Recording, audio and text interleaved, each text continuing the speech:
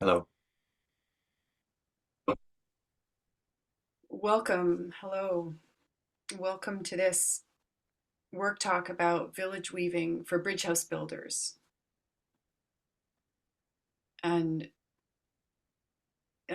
I'm so glad this space exists for us to really jam about this, because I think that like it takes a village to there's this saying, it takes a village to raise a child. And what I've discovered is it takes a village to pretty much create anything that's extraordinary.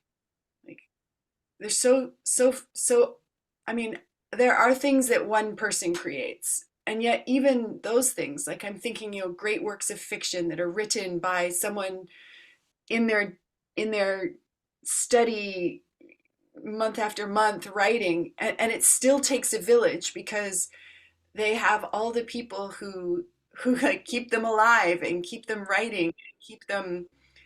Oh, here's Veronica. Great.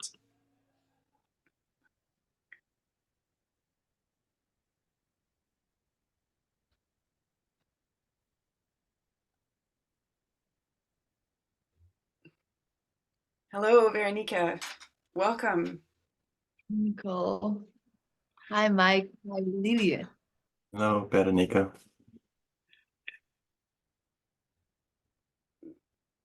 I had already started and now I get to start over.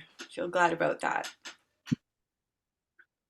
I would love for everyone to make a short introduction about yourself, where you're calling from, why you're here, what's alive for you about Bridge House and about village weaving. I I'll can. start. I'm here in Western Canada on the Pacific coast, where usually it's rainy and brown and it's snowy and terribly cold. For this, it's unusual. And I'm here and I'm turned on about Bridge House because I'm creating a bridge house here. And I'm turned on about village weaving because it's so clear to me that it takes a village, and it takes a village weaver to build the foundations for something like a bridge house. And I feel glad that all four of us are here. Thank you for coming. Thank you, Nicole. I'll go next. My name is Lilia, and I'm calling from Boulder, Colorado. And I landed here less than a week ago after 12 years of living in an amazing community in Vilcabamba, Ecuador. So living in that community changed my life. I totally agree with you, Nicole, that it takes a village to pretty much do anything that is really amazing. Um, to move from just struggle and just going by day, to creating something really beautiful and amazing and new. When many of us come together and we do it from the presence, not from the hard necessity, but because it's a calling of our being, it's amazing. So I love this community because I followed my partner here. He's American, and I'm starting my new life here in the States. And I would love to create a community, a bridge house here. And my vision is not necessarily like community, it would be amazing, but just places like bridge houses where we can come and we can recalibrate and we can support each other in our projects and remind each other of about what matters. So I feel fear because here I am in a completely new culture, new place, and having this audacious visions. Yet, step by step, this is my first step. So thank you, Nicole, for making this happen. Thank you, Lilia.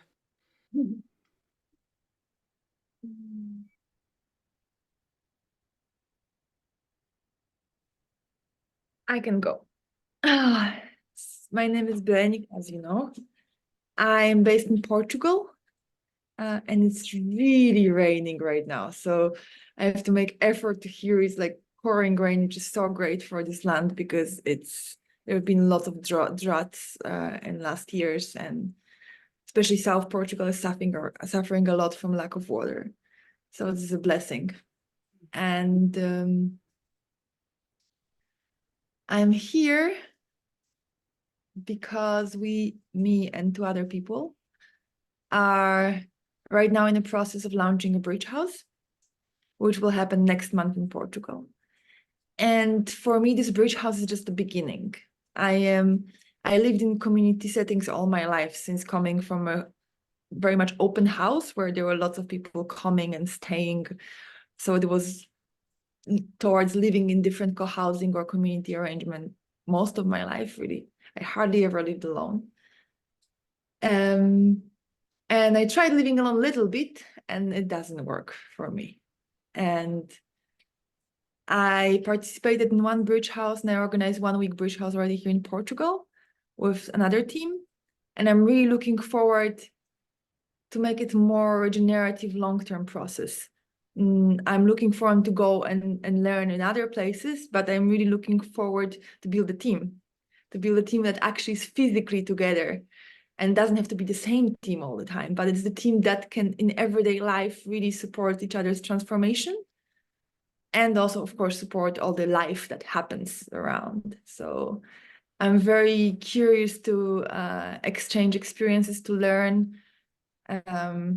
Yes, and it really drives me. It's really like I feel this energy that's that's driving me right now to make this happen. And although it's late here in Portugal, I'm very excited to be here. Thank you. Thank you. Veronique, will you say the name of the bridge house that you and the others are building? Yes, then it's called the Seed Bridge House. It's going to last for a month. And the bigger project, we named it, for now it's named Transformative Hub for Regenerative Cultures. We might come up in the process when we have a bigger team with some other name, but this is the descriptive name we have for the project. Cool. Thank you. And I saw in one of the PM Telegram groups, there's a post about it, and you have a website, so you've got a codex started, and yeah, this is so great to see. And when I put this recording into YouTube, I'll add it in the show notes so people can see it. Great, fantastic, thank you. You're welcome. Yeah. I'm in San Marcos, Texas, just south of Austin. And it's warm and sunny out here today, which is nice, except we had a really hard freeze come through recently, and we have busted pipes now from the pipes not being designed to handle that much cold. And I'm here because I've been interested in governance. I started with the interest in governance and liberty, and then became interested in intentional communities. And I'm curious about the values that need to be shared for a community to work. And starting from a nation down to a house. And yeah, I have a lot to learn in that area. And I've got 4 values. I've been working on a project focused on governance in general with 4 values. But where I want to live is it's going to need more than those 4. But I'm not sure how many more and which others, and that's what I'm exploring. Cool. Mike and all of you, really, I don't know if you're familiar yet with Torus technology that comes from possibility management. That's really about kind of organizations, like larger game worlds, and weaving together different tools that work for group shared collaboration and organizing. Do you know about tourist technology? I don't No. know. I remember seeing the map, but maybe you can briefly remind us. Yeah, cool. Tourist technology as a distinction and as this group, possibility management is this game world where, as each of you know, there are distinctions, maps, tools, processes that make transformation possible in an individual and in relational spaces. And tourist technology, in a way, is this particular set of distinctions, tools, maps, and processes that then make group transformation and collaboration, like radical collaboration, possible. So there, yeah, I highly recommend going to the website, and I'll add that website with the show notes too, because in the I'm going to say a little bit just about my background with Bridge House, which is that after having, grown up in a nuclear family, and also in a village of sorts, a very loosely, a modern culture village. My parents were both edge workers. They were ahead of their time in a lot of ways and doing social work, activism that was uncommon during the time. And when I became older, it made so much sense to me to live as a family with people who were not family, so as to share things and so as to make the most of resources, to live more simply, each of us, and then to create together, so that it wasn't like everything was all on one person or even one couple as a family. It drove me nuts that every single house owned a lawnmower, when really at least every 2 or 3 houses could have a lawnmower and share it with the neighbors, while the neighbors shared other things.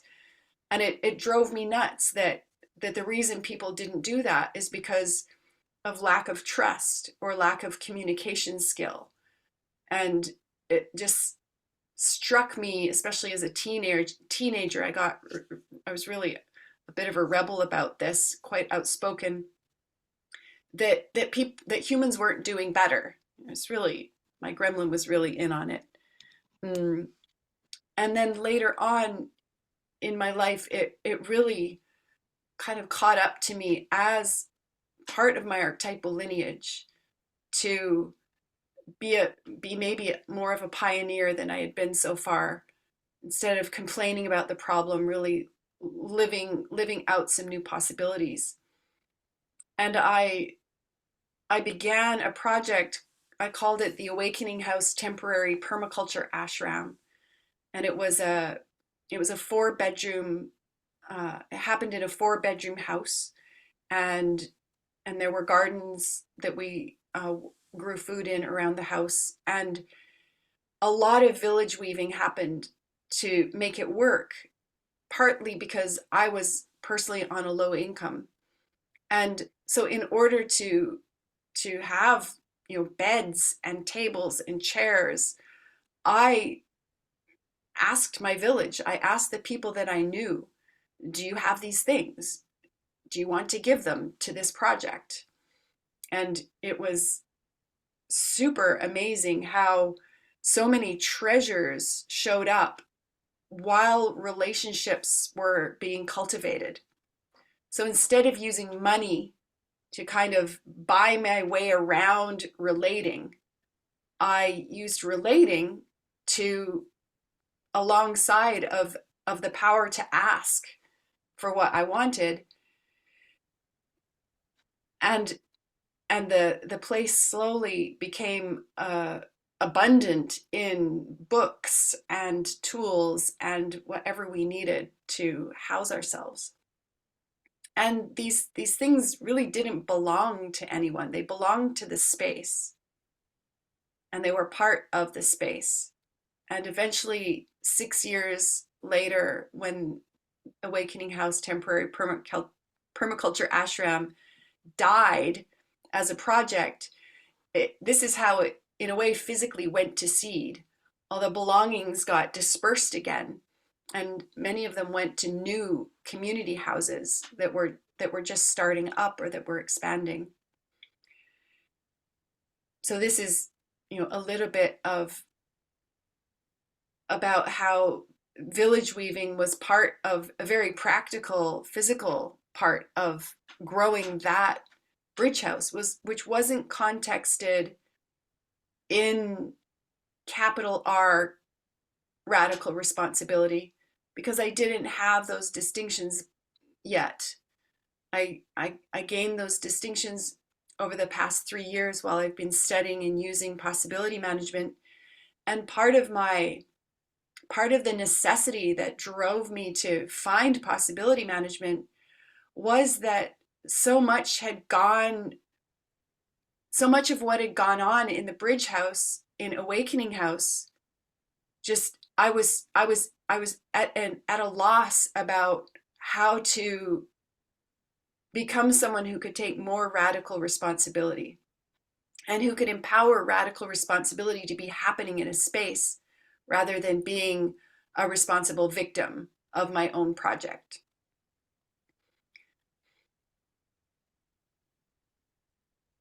And when I think of the village weaving that I'm doing now to grow this bridge house on the Sunshine Coast of BC, I noticed some things about it. Some of it is right now. Like, this is village weaving happening. This is creating a space where people can converge and share legends, create possibility, discover new experiments, find new doorways for emotional healing processes, get hints and tips, and then diverge again, and maybe converge again in for example, in the space on Sunday, which will be about codex writing for Bridge House builders and people on the path to Bridge House. And then there's the in-person village weaving that can happen also in the geographical location where you want a bridge house to exist. So when I consider who we have here, I'm in the physical location where I want a bridge house to exist. And I hear that you too, Lilia, like, you're in Boulder and you want a bridge house to exist there. And Veronica, you're going to be with this team in Portugal, at least for February, and hopefully beyond that. And Mike, it's like you're kind of a little bit of a free radical, it seems like. You're where you are now and looking for possibilities about where to converge. Again, converge, it's like such a cool word to me. To collaboratively create with others who share the context that you want to deepen in. So there's local village weaving, and then there's global and digital village weaving. And of course, some global village weaving can happen in person. And when I was sitting here before we started, I was thinking about what I know of how it went for the Magic Cow Bridge House that existed in upstate New York for 3 months this fall. I was one of the team there. And from what I heard about how many of the teammates came together and ended up choosing to travel to Coldbrook, New York and live there together, I know that a lot of the village weaving that happened in Zoom calls, and also happened when Dawe and Meredith traveled to training spaces in Europe. So this is, these are examples of how village weaving can happen. And I'd love to hear, like, what are some legends that each of you have about how village weaving cultivates, like, the steps being taken for something like a bridge house to exist. I'm curious if you could start with the how traveling to Europe facilitates the creation of a bridge house in New York. It sounds like kind of a legend you're talking about. Yeah, okay. Yeah, I can talk about that. Mm. Imagine being at a training, and yes, there are the sessions, and there's maps being delivered, and there's experiments being done, and there's processes happening. And then there's breakfast, lunch, and dinner, and all these conversations over meals. Like so much village weaving happens over shared meals, where someone says, what are your projects? What are you alive about right now? And there were Dawei and Meredith eating meals. I mean, I didn't hear particularly that this happened, but I have no doubt that it did. That someone said, actually, we're creating a bridge house in New York State. And so the phrase bridge house comes out, and people ask more about that. Mm-hmm. During some of the training sessions too, there were bridge house came up, and it's like, if you want to know more about bridge house, ask Dawei, ask Meredith. They're creating one in New York State. And so in a way, there's, I think this is why weaving is such a great word, because you have the strings that go sideways, and then these other strings that weave in and out and in and out. And even though, it's always a piece of cloth that gets made, how it gets made and what it gets made out of can be very different things. And in a way, I also think of weaving as there's a lot of storytelling, legend telling, where the legends that are told attract attention and turn people on to ask questions and find out more. And so the various ways that can happen, I think, are probably infinite. Like the number of possibilities for different kinds of village weaving, there are a lot of them. Does Yeah. that That happened. It happened for me. At a training I went to here in Austin less than a year ago, I was talking with some people from the training at lunch about New Cradle is what I call my project, and I was talking to them about the 4 values and whatnot. And then after I was still eating, and my friends had finished, so they left, and the guy from the table next to us came over and introduced himself and said, "I overheard what you were talking about, and I'm interested in that topic. And why don't you get in touch with me?" And he introduced himself and whatnot, and ended up he's in the movie business, and eventually set up a meeting with him, and he talked to me about these great ideas about how I could develop the story of what New Cradle will become. wow, And cool. yeah, and it was just like out of the blue, and like those vertical weaves that you were saying, I would have never thought myself to put that material in the fabric, but it happened. Yeah, Yeah. right on. Mm.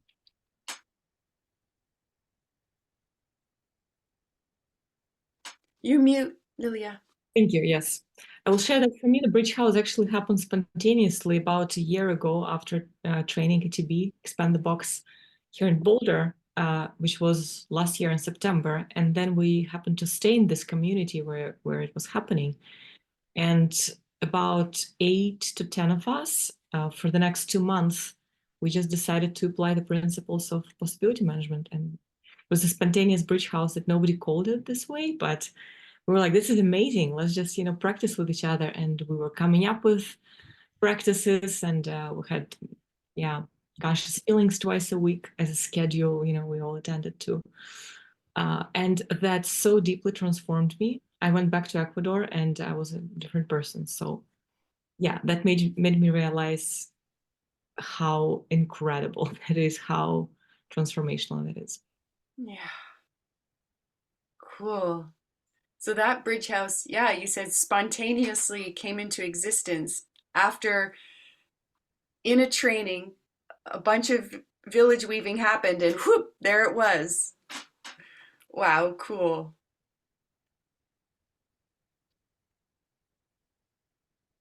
Yeah, I also have a similar story. I actually was living in Portugal for 7 years, but I was away for last 3 years. And I came back more than 2 months ago. And I think week after I came back, I just didn't know where I'm gonna stay. It was all very open. I was visiting some friends to figure it out. And I saw on the one of the possibility management groups that there's a bridge house happening for 1 week. And I was like, yes, that's where I'm going. And then I went, and after the bridge house finished, me and two other participants said, we don't want to finish, we want this to continue. So we organized our own bridge house just after that. So Mhm.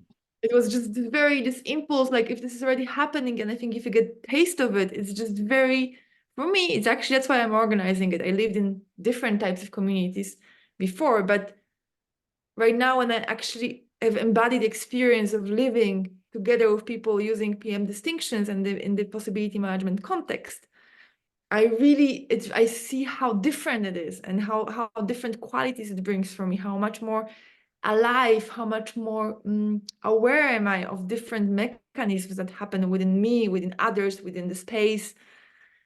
The life just becomes very different. So that's why I'm starting with another one. And also, I just felt the impulse to share. I just started a course. I don't know if you know Tamera, a community in Portugal. They have various courses online, offline. I just started systems change course today, which I really recommend to all the village weaver, game world builders. It's really great. And today they said also something about that the community building is like ongoing process, right? It's like iteration after iteration, right? I think many people have an idea that you start off community, you write the codex, you figure out everything, and then it's done, right? It's like a little bit like the story lived happily ever after, like for couples, right? And I think it's really good to repeat like over and over. No, it's like it's a constant.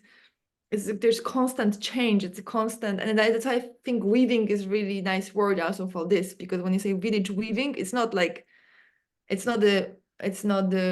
act that you do once. It's a constant activity. And yes. Mm. Yeah, thank you.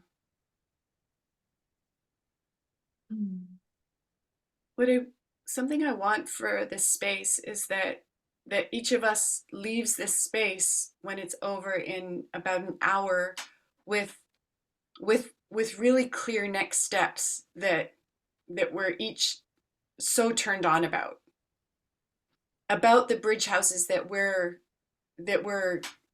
creating or dreaming of, so that there's turn the value of this convergence into action that's high level fun. And what I would start with about that is the necessity. Like, it's kind of like wherever a bridge house builder is at in their journey to a next bridge house, or in evolving the bridge house that you already are in, there's necessities. And what I love about how village weaving can go is that you can weave the necessities of the here and now in with possibilities. It's kind of, again, like this loom where the necessities are reality, and what I weave in to those necessities, who knows what could happen. It's really about opening up possibility. And an example for that, about that, is here I landed in the home that my mother lives in. She has a little apartment on the ground level of a big house that she owns, but there are tenants living upstairs. And so my landing place on the Sunshine Coast, I came as a nomad with my one bag and landed, and she gave me this room to live in. So So I'm here thinking, like, a couple of weeks ago, like, what are my next steps? And I'm looking at the houses around and I'm wondering, where is the house for the bridge house? And I started feeling a little bit like scared and angry. Like, how could this go? Where it goes from one person living in a home where a bridge house doesn't exist to me living with 2 or 3 other people in a house nearby. Like, how do I go from one to the other? And honestly, I was in a bit of a swamp about it because I wasn't seeing possibilities. And I did a few different things unfolded that I don't know what they were, but there was somehow this one day where, I was writing a message into a space that I was writing in every day about how things were going for me. And this was an experiment I was doing about radical honesty and documenting what's happening in a radically honest way into a Telegram channel I have called Awakening the Village, which is like the umbrella of the game world that I'm kind of creating. And somehow, writing into that space, I got the possibility that I could invite someone actually to live here in the same room that I'm using at my mother's house. And I thought, well, I got to run that by my mom. And I checked it with her. Well, I actually brought it as a bit of a child offer, like, what do you think about this? Would that work for you if I invited someone to stay and be on my team about, village weaving and building this bridge house? And she was just, yes, do it. She had some concerns. I used resistance decision making, which comes from possibility management and Taurus technology. I'm sure you've seen it happening in training spaces, but in a really informal way. Like, is there anything that you would be concerned about if another person came to stay for, I don't know, a week or maybe until we find a bridge house? And her only resistance were very practical things.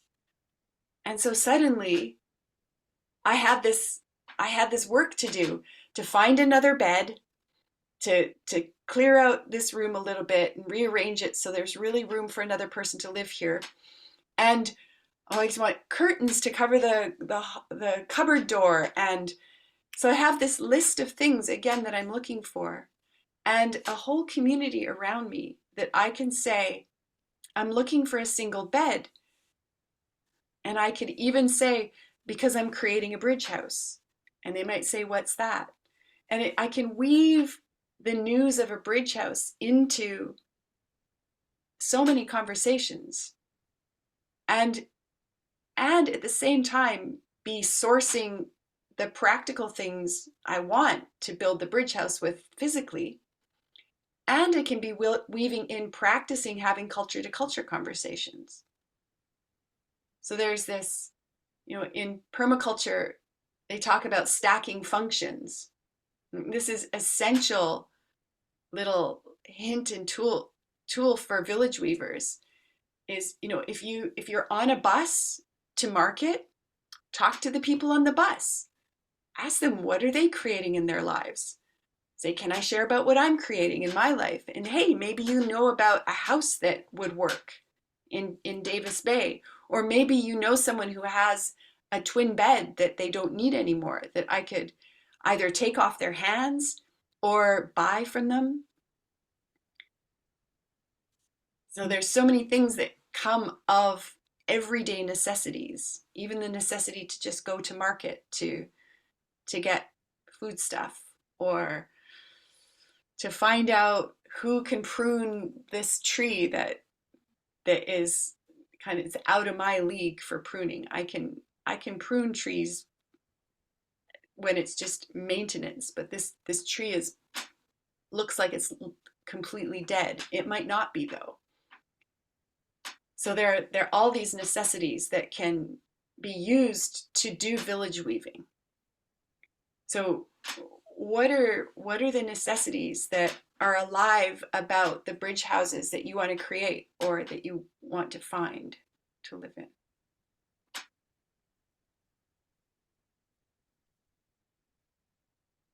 For me, one big necessity is skills to avoid getting stuck in low drama. Awesome. And what's something that you could create or some village weaving that you could do that would increase or give you a chance to practice skills while also being a way to bring people together, to communicate that there are bridge houses in the world and that you want to build one or become part of one?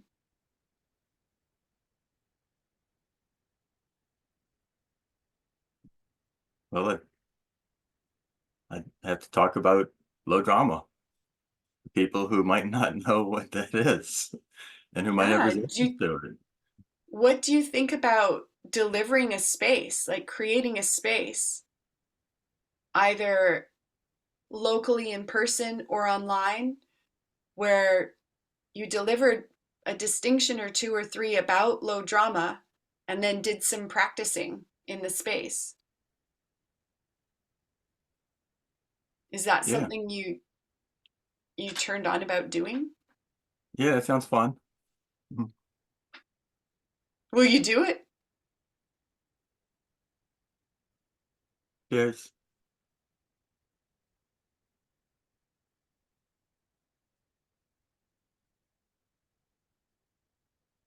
Give a work talk.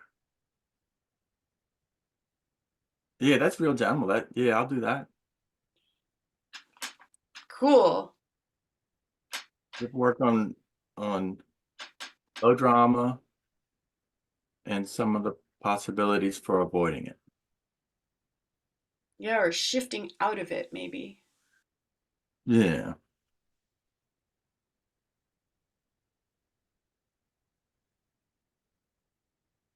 Possibilities for shifting out of it. Thank you. Yeah, you're welcome.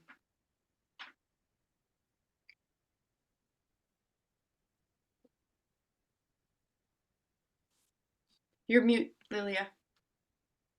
Thank you. It's just very noisy here in this house.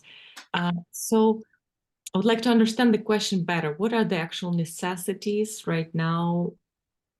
What do you mean for the next step of creating Bridge House? Or Yeah. okay, so what comes to me immediately is to sit down with my partner and to see what his vision is, because we are living together and he's much more specific. He's a codex builder. I'm more of a village weaver. He has very specific vision how he wants it to look like. So I need to really be dialed in what his vision, because otherwise, yeah, it's not gonna happen. Cool. Do you see possibilities about how to turn that into village weaving? With him and the dialogue with him,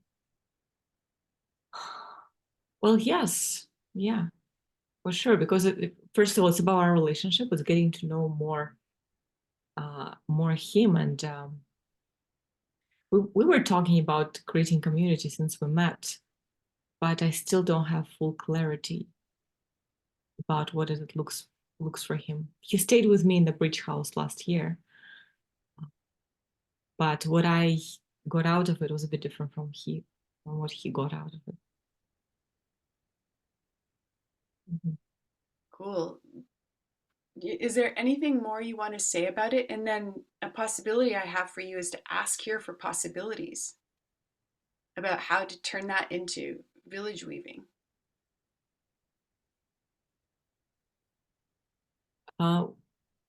Well, no, it's just a simple step of sitting down with him, and it's so funny that I haven't done it so far. Like, I've been creating this in my mind and thinking that, oh yeah, he would be on board. But right now, as I'm sitting here, like, wow, with some things he would be and some things he would not. So it's not just my vision, it has to be shared. Vision, when you say village weaving? Like, can you, what do you mean? In conversation with him, what do you mean by village weaving there? It might not only be in conversation with him. A possibility that comes to me, do you want one about it? A Yes. possibility I get is that you could say to him something like, how about I interview you about your vision for a community, for a bridge house. And we do it and we film it. And then, you know, afterwards we can decide what to do with the recording. And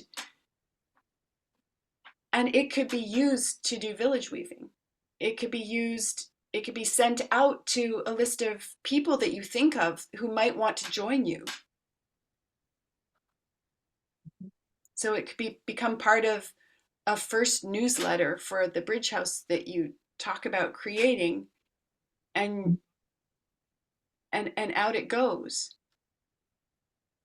Yeah, thank you. That's a good one. Like to explicitly speak about the values that are important for us and to address questions and concerns and yet many other people might have.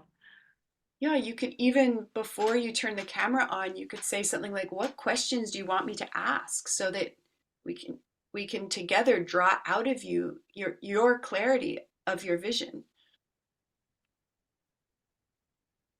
Yeah. That sounds like a very good next step.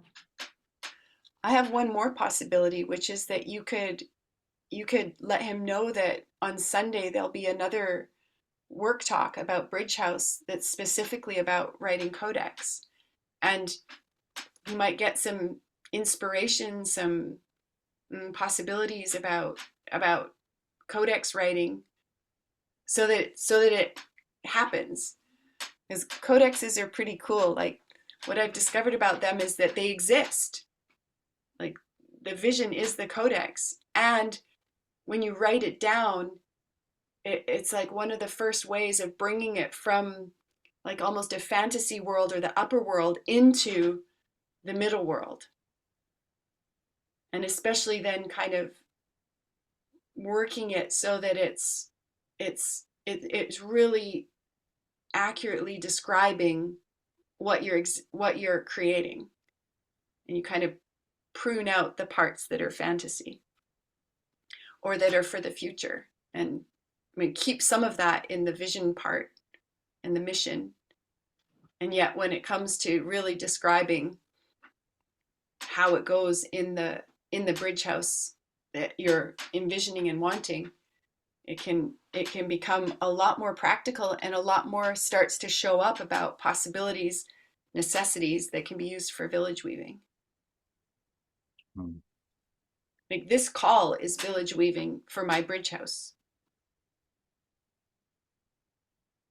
And the recording also, and sending it out.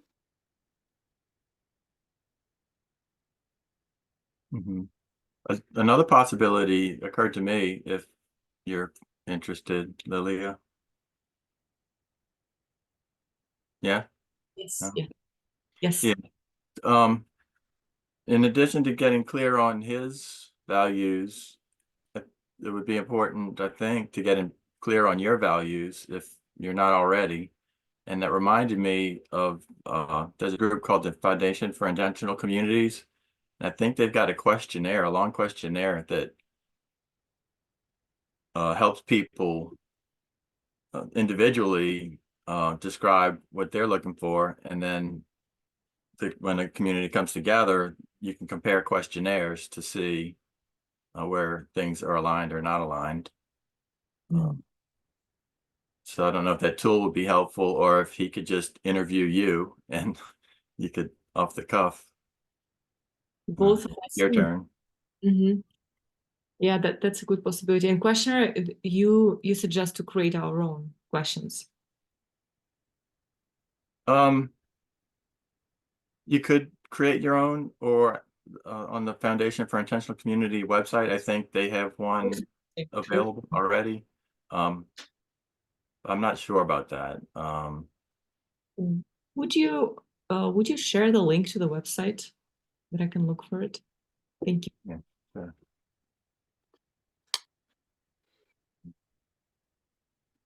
Yeah, that brings to mind something about how even though Bridge House as a distinction that's emerged out of possibility management, that's specifically about a shared living or a live-in transformation laboratory as a living space, there it comes out of a lot of experience that a lot of people have with intentional living and how it has worked and how it has not worked.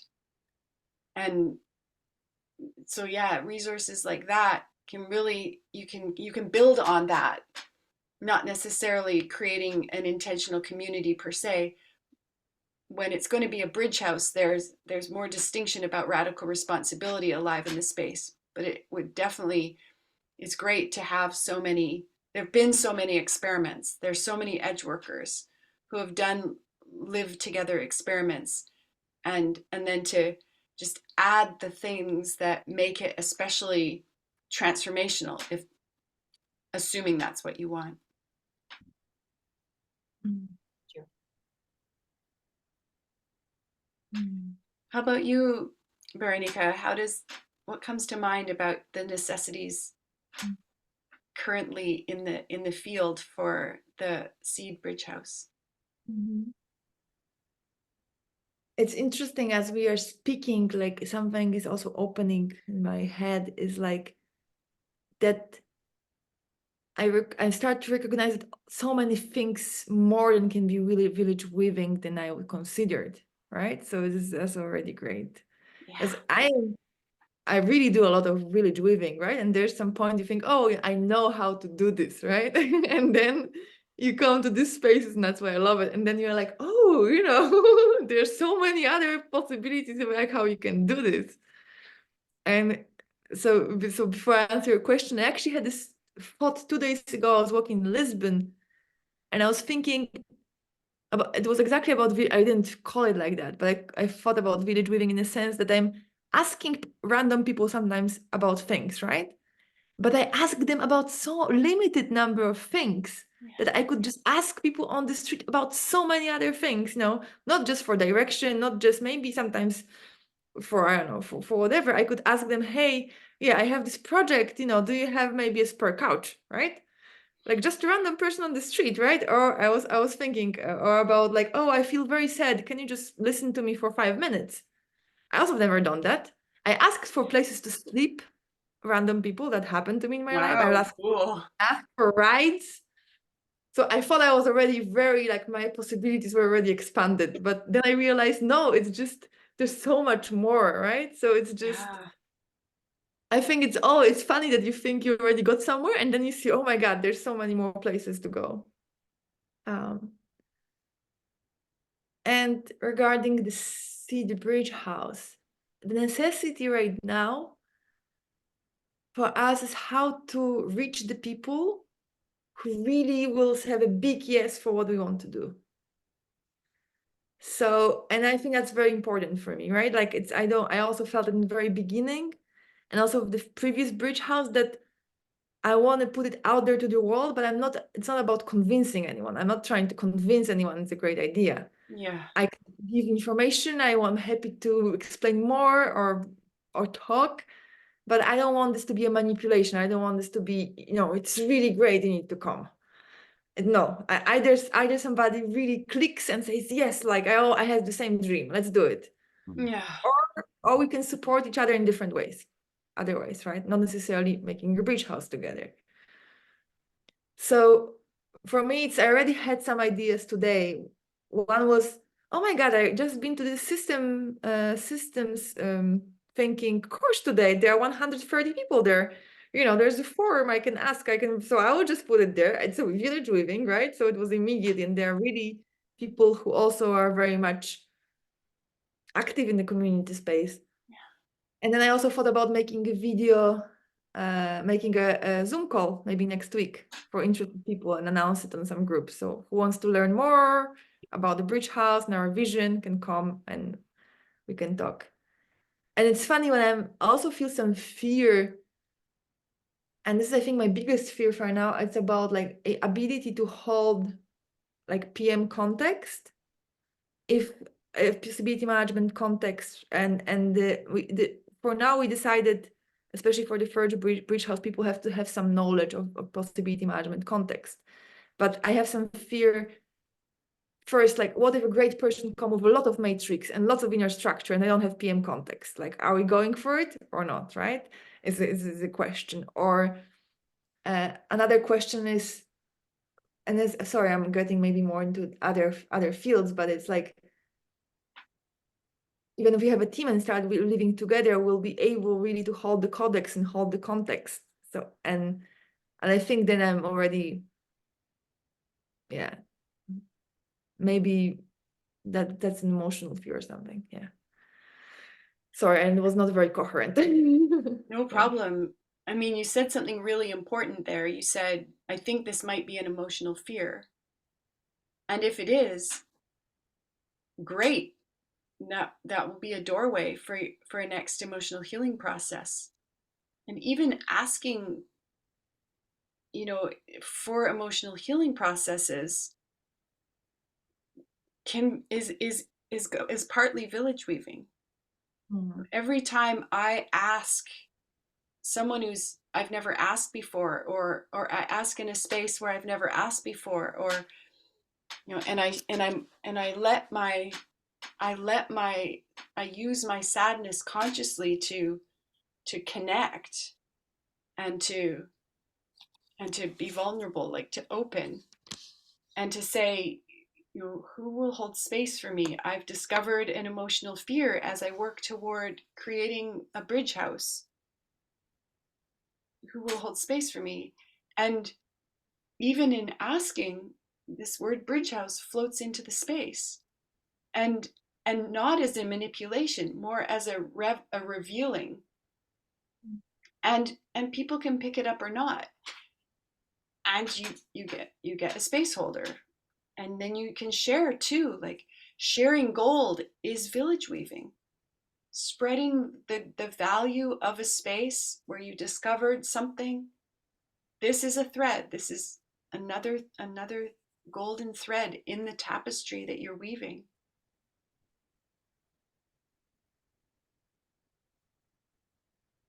I feel so touched by what you say right now. You just remind me that village weaving is so much more.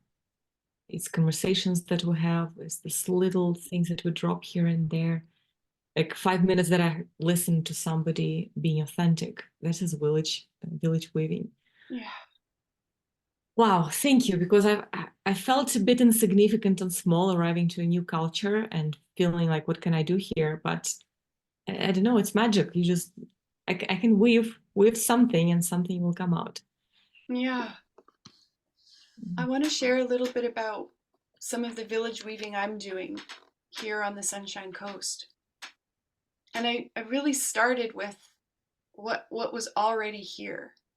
Like, I have this relational space with my mother, and there's a big part of getting clear about what will be one of the specialties of the bridge house that I'm creating, and really so far is the specialty of the bridge house on the Sunshine Coast, comes from my relational space with her and the necessity in that space, which is, and this is me practicing talking about it, which is another way to do village weaving, is to say, can I practice with you sharing about what I'm up to, and you give me feedback and coaching? If I write an article about the bridge house, like, give it to some people, ask for feedback and coaching. And then it's got these two functions. You get the feedback and coaching, and they find out more about what you're creating.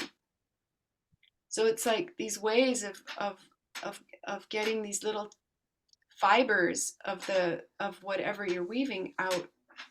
But what it is that my purpose for choosing the Sunshine Coast as the place that this bridge house will happen is that my mother is 82, and she asked me to be more present more often and to actually live with her. And I'm such a huge yes for that. And part of my fear that came up about it was that I don't want to be alone caring for my mother as she lives out the last chapters of her life. And I also already didn't want to do things alone. I've been wanting a team of possibilitators to travel with. So really before my mother asked me to come and stay with her, I already wanted a bridge house. It was going to be a nomadic bridge house, more like a caravan of possibilitators. And so with staying in one place for longer and having my mother in my life and being in her life, it's this specialty of how does it go? How does it go with elders in a bridge house or in a village, in a Gaian village? How does radical responsibility look when elders are losing their physical capacities? And I don't want to relate to her from a parent ego state.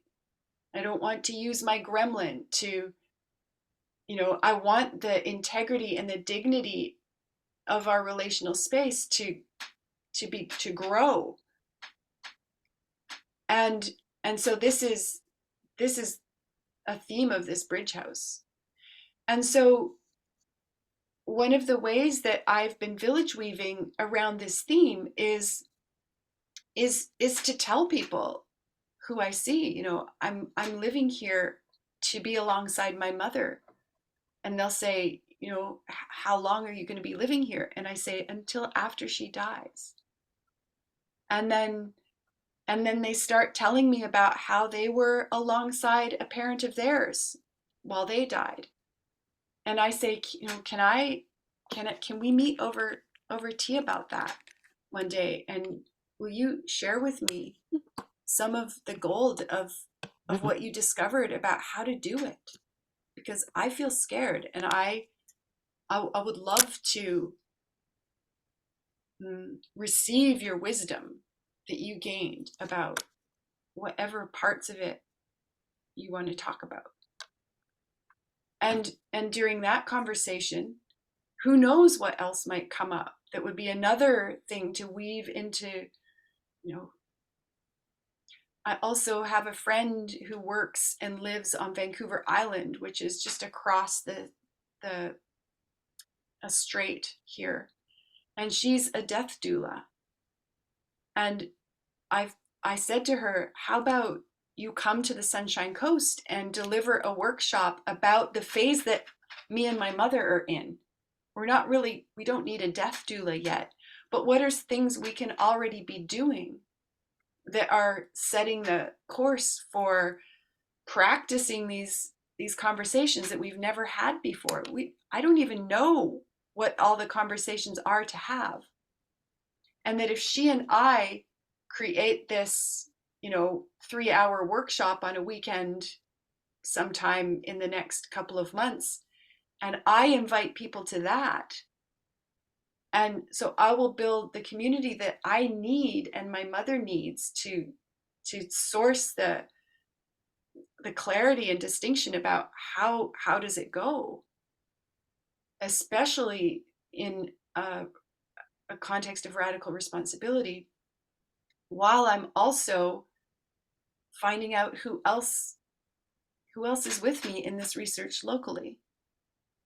And then around, the snack or the little after gatherings, when in-person gatherings are over and you ask people more about themselves, I could even say there, I'm creating a bridge house to support myself while I go through this.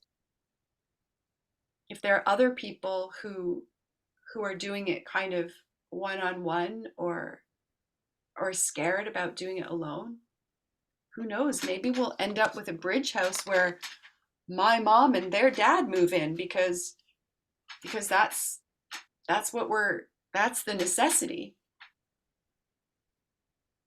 I don't know how it will go. The plan so far is that my mom will stay in her home and this space will be available for me And what I want is to live within a few minutes walk or bike ride from here so that I can check in with her once or twice a day. And maybe another Bridge House teammate will also to cultivate relational space with my mom and get to know her as an edge worker and really participate in this research by having also time with her in her home. And already it looks a little bit more like a village than just a bridge house,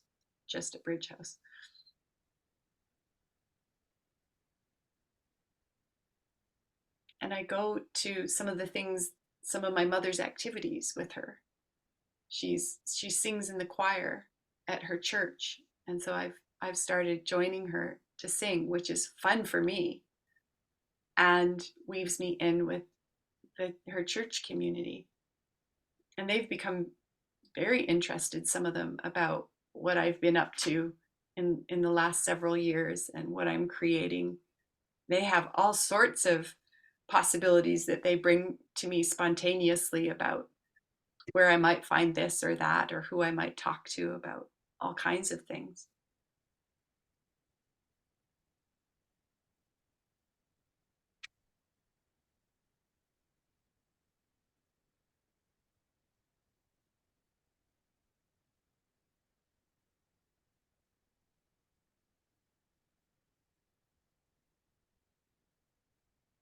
The next step that I know that I have is I've created a poster about Rage Club.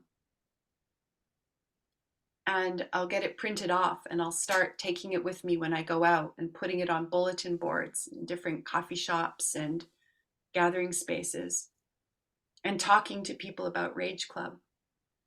And I love Rage Club as a village weaving topic.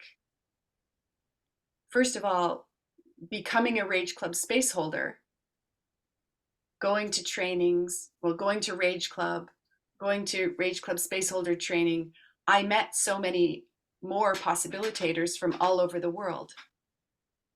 And then I started doing 333 with many of them.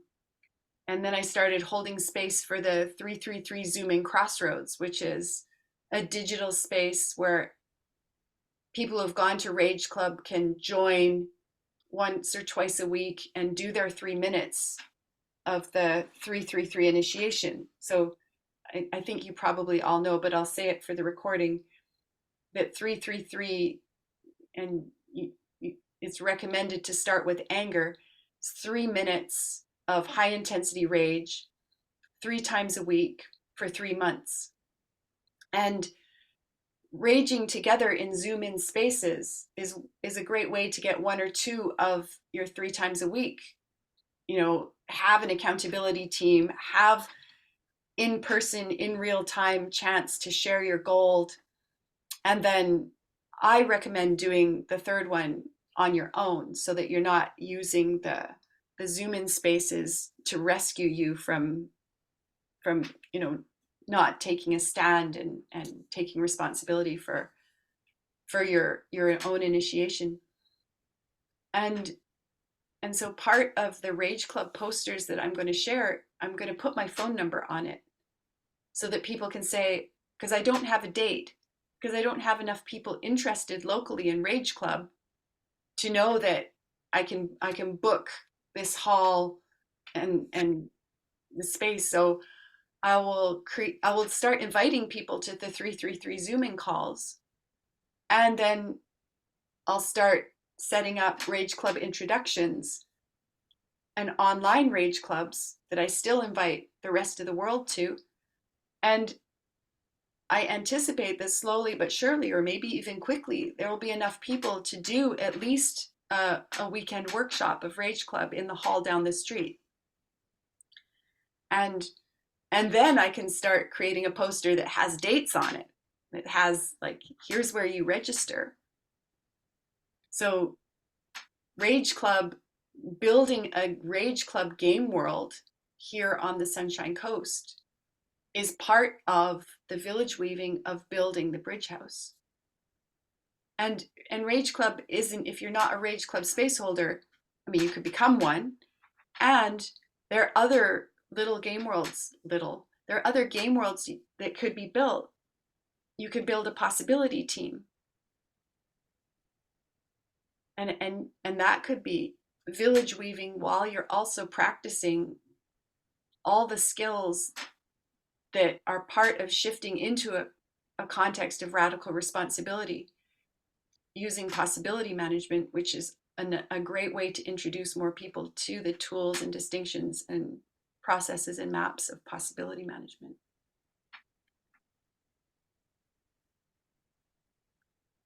And this is again where I love when it really comes back to your personal necessity, so that what you create is something that you're so turned on about that it's that much easier to talk about it.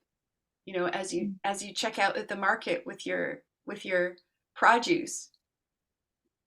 And then that's also where experimenting can come in, because you can create experiments. For example, we did at the Magic Cow Bridge House, Devin, who's a Rage Club space holder and a Rage Club space holder trainer, was doing an experiment where he talked about Rage Club to 3 different people every time we went out. So we were at the hardware store looking for a saw blade to cut the metal roof of the chicken coop we were building. And he talked to 3 people in the hardware store about Rage Club. And that's village weaving. It's like planting seeds. And maybe the seeds sprout and maybe they don't. It depends a little bit on the soil. And it's still practice for him. And high level fun for us, where he could tell us what happened on the ride home and inspire us to, I know I talked about Rage Club more often because of his experiment without me declaring a particular experiment myself even.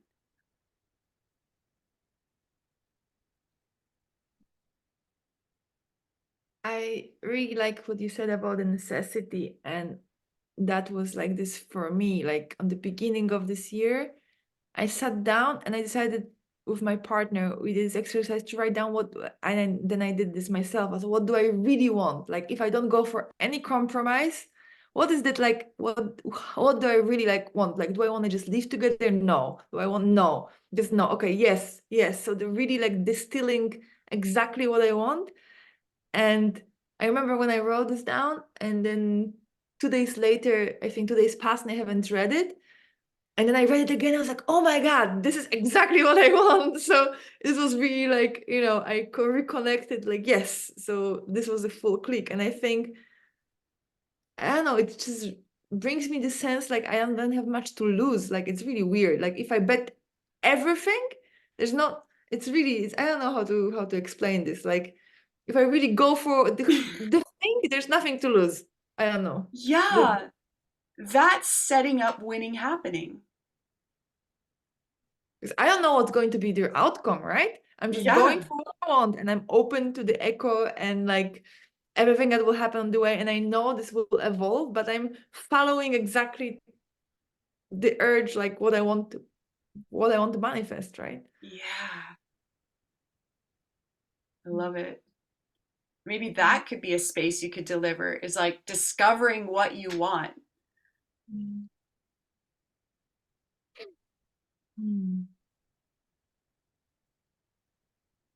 Yeah, and from this place, everything comes fast. I wrote this text in half an hour. Like the whole website was, maybe 2 hours work. It was really like very clear. Like there was no thinking of, like, it was just, it's really, then I think from this place, it's very easy for me to write or to communicate.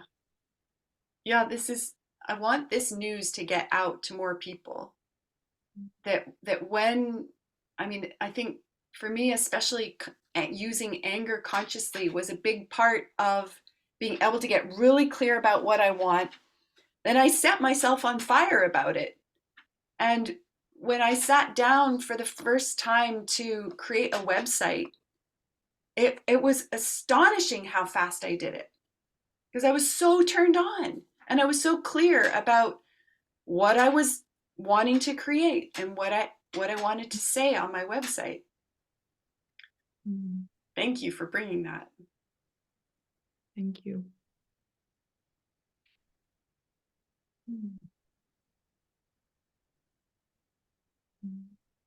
So what I want to do right now is like pause the recording for something like 5 minutes and invite all of you to just do some writing now about whatever is coming to you. And then we'll come back and we'll use the last 15 minutes to just get really clear about what experiments you want to create. And I feel mad because this is almost exactly what I did in the first work talk. And I also feel glad about it because it's so powerful to come out with experiments to actually do, to keep things rolling. So that's what we'll do. Pause. Love some more possibilities. I would love some more possibilities from you about how can I find the other people for my team for the Seed Bridge House? Yes. Will you say it like again, and then we'll do how about like 2 minutes of possibility speaking? Okay. And wait, just Mike and Lilia and I will energetically position ourselves shoulder to shoulder and declare the bright principle of possibility coming through us. Go ahead, Veronica. Team, I would like possibilities about how I can reach the people who will feel a full yes to join the Seed Bridge House. Team up with me to create a work talk about Bridge House together and invite everyone who might come to a Bridge House in Portugal to join the space. Connect energetically to your enthusiasm about it in the morning, and then go out with this feeling in your body, and you will be guided to the same vibration in other people and to talk to. With your team, make a video about this creation, this Bridge House, and spread it through the Possibility Management Creation Village and especially share it with other people that come to mind when you think about Bridge House and possibility management in Portugal.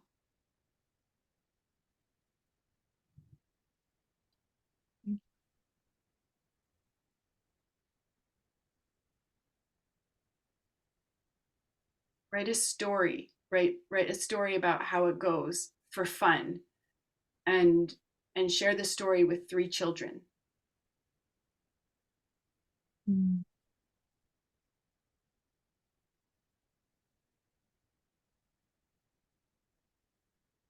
Find a location that lights you up, the possible location for the Bridge House, and include that pictures or video of the location in your material that you share. With the team, write down 3 activities that need to be done at the location before the Bridge House starts, and create a work parties about those, inviting as many people in the area to come as possible. And if there aren't necessities, make one up. The necessity is meet the neighbors, maybe.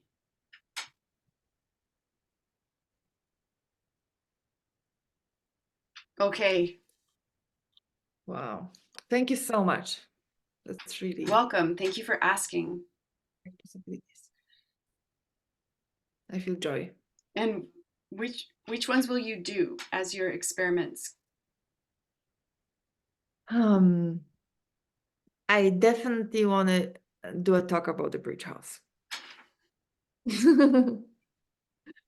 with my team and supporters. I want to connect to my enthusiasm in a more conscious way. I will connect to my enthusiasm in a conscious way. I will write a story and share it with 3 children. Love this one. I love it. And I It's like love you're turning the list of possibilities into a list of experiments right away. Yes, I'm trying not to make all of them really hard. And at least one activity before the bridge house, we will create a work party for that. Cool. We already been thinking about the stuff which we need to be organized in the land and in the house, so it's a great gateway for a Yeah. party.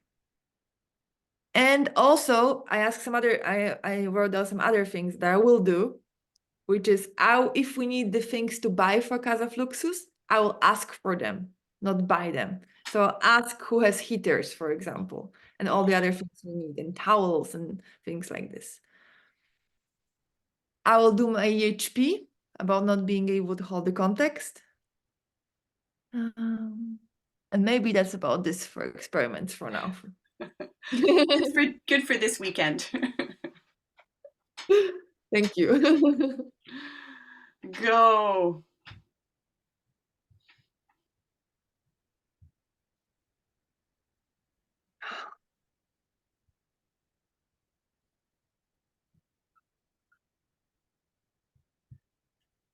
What's happening down there in the United States? So Mm. I just discovered I feel sad. Wow, I have a lot of actually, I feel a lot. I feel fear, I feel sadness.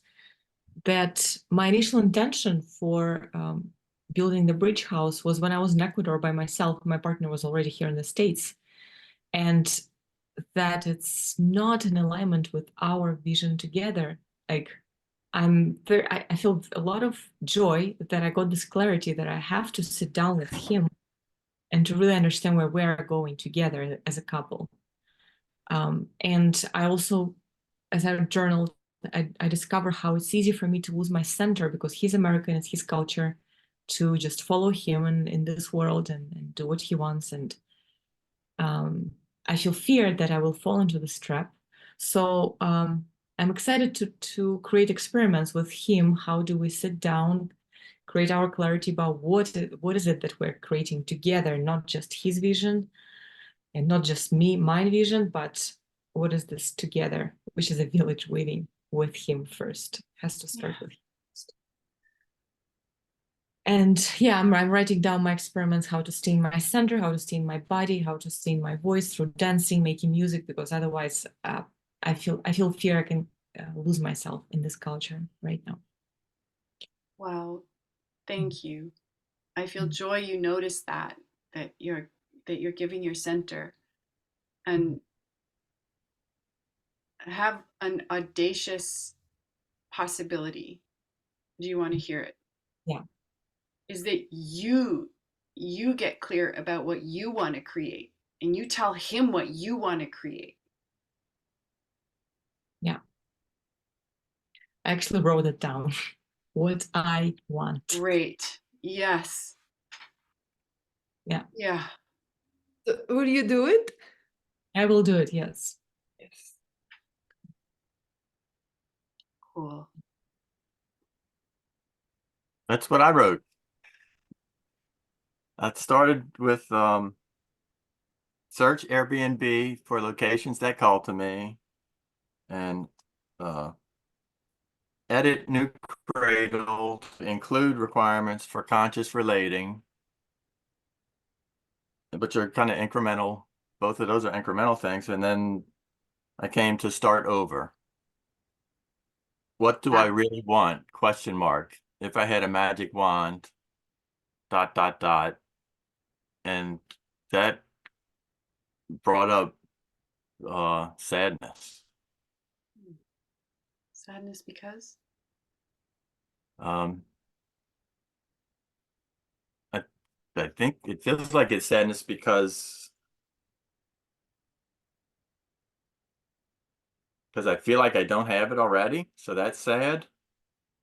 And I might not ever get it.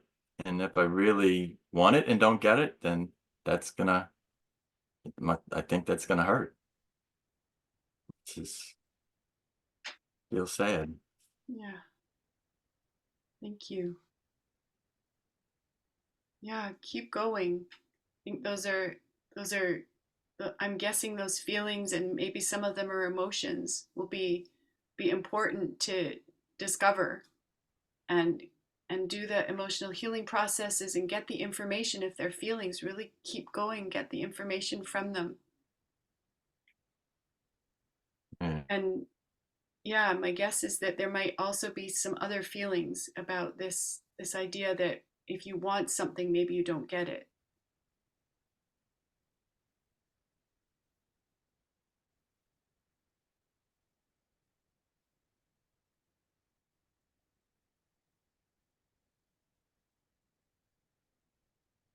Yeah.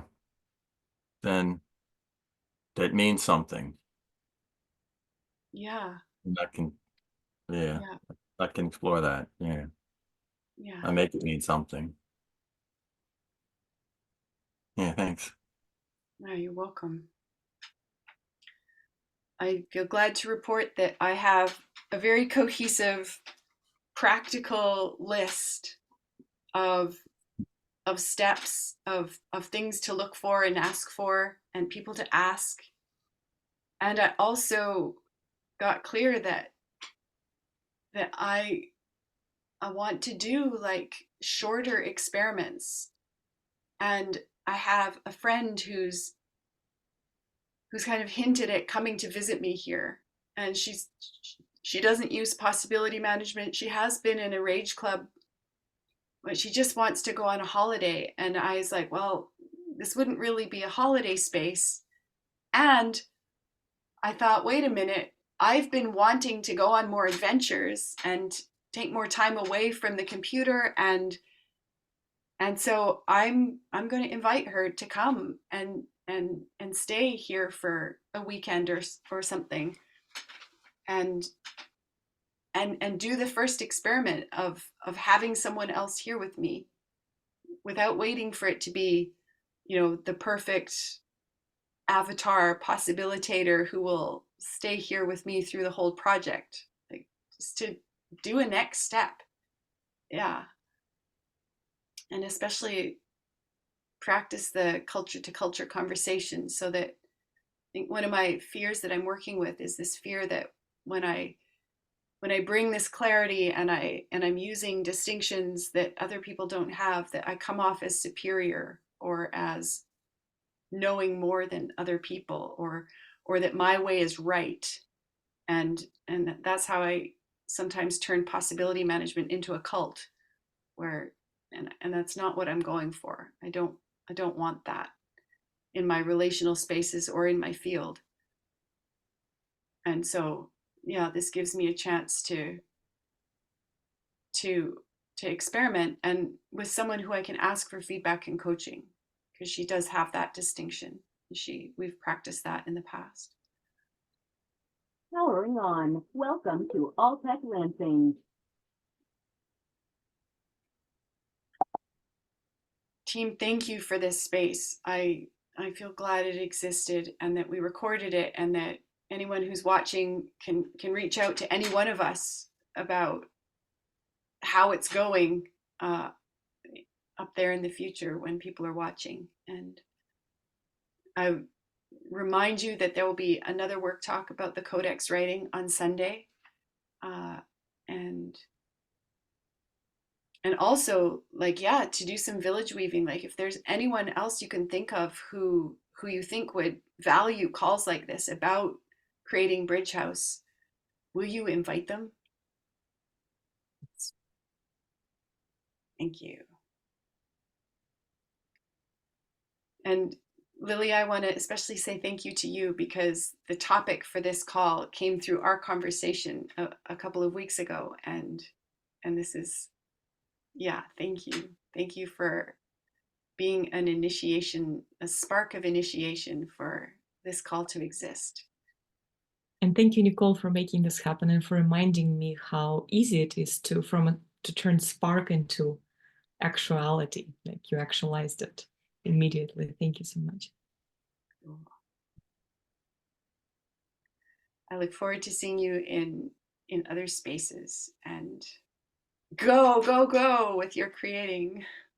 Thank you so much for holding space for this tonight. You're welcome. Thank you.